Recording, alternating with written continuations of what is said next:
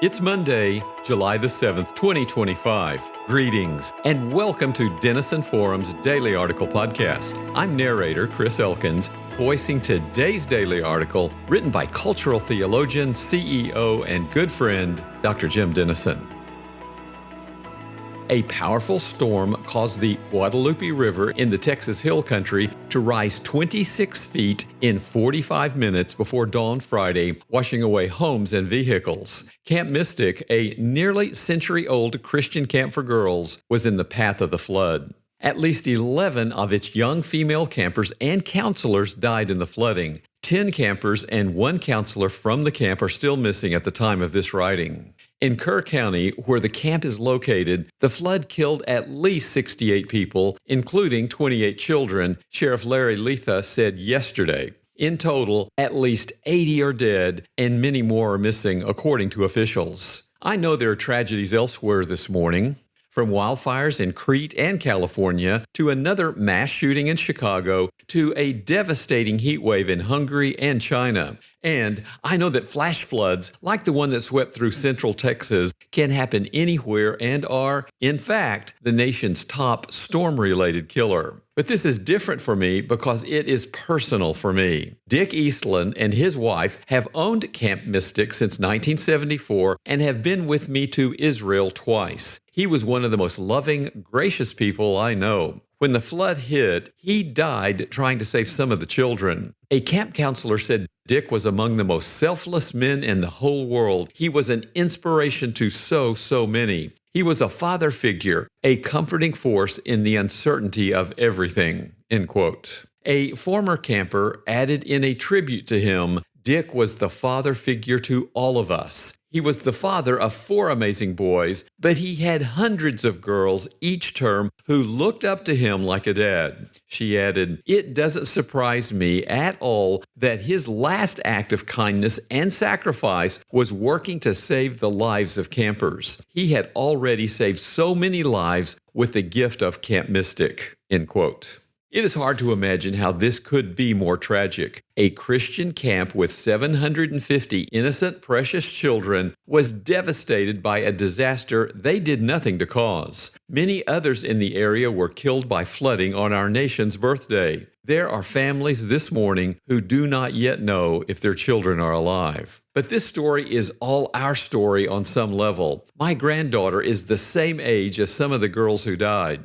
A dear friend of mine is battling a recurrence of cancer that breaks my heart. We all face grief and pain that we do not understand. Tomorrow, I plan to focus on the question we ask at times like this. If Jesus could cry from the cross from Matthew 27, verse 46, my God, why have you forsaken me?" We can ask the hardest questions in the hardest times of life. But today, I'd like to center on the practical. How could the Lord want us to respond personally to this horrible tragedy? Jesus taught us in Mark 12, verse 30 to love God with all your heart and with all your soul and with all your mind and with all your strength. Let's apply all 4 to this horrible tragedy as we seek from verse 31 to love your neighbor as yourself. The heart. Join God as He grieves with and for all those affected by this devastating disaster. As Jesus wept at the grave of Lazarus in John 11, verse 35, so from Romans 12, verse 15, we weep with those who weep,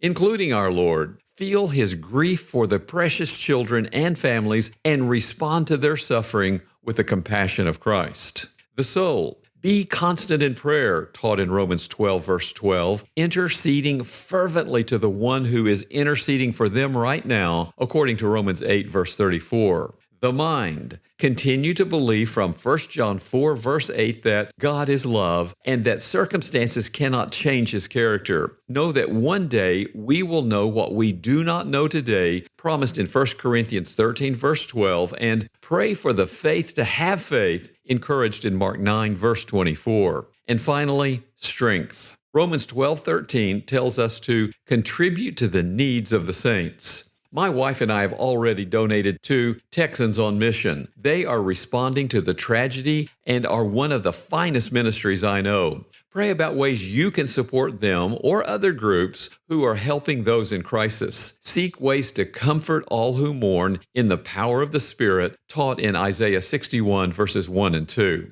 In the face of all we do not know, Paul testified in 1 Corinthians 13, verse 13, that faith, hope, and love abide. Choose all three and hold them out to the world. We're promised in Isaiah 60, verse 20, that one day the Lord will be your everlasting light and your days of mourning shall be ended. One day, from Revelation 21, verse 4, death shall be no more, neither shall there be mourning, nor crying, nor pain any more, for the former things have passed away. But today is not that day. Today is a day to grieve, but not to grieve as others who do not have hope, from 1 Thessalonians 4, verse 13. This is because when we can find hope nowhere else, we can say to our Father, along with the psalmist in Psalm 39, verse 7, "My hope is in you." Rick Warren, who lost his son to suicide, said, "What gives me the most hope every day is God's grace, knowing that His grace is going to give me the strength for whatever I face." Now we can claim the same hope. I cannot put into words the horror of this tragedy. I can hardly look at pictures of the devastation, much less imagine what today is like for so many grieving souls. But as Emily Dickinson said, hope perches in the soul and sings the tune without the words. End quote. Even when we feel pain that has no words, with the assurance of our Father's love and the help of His Spirit, our hearts can sing the tune of hope. This is the invitation and the promise of God.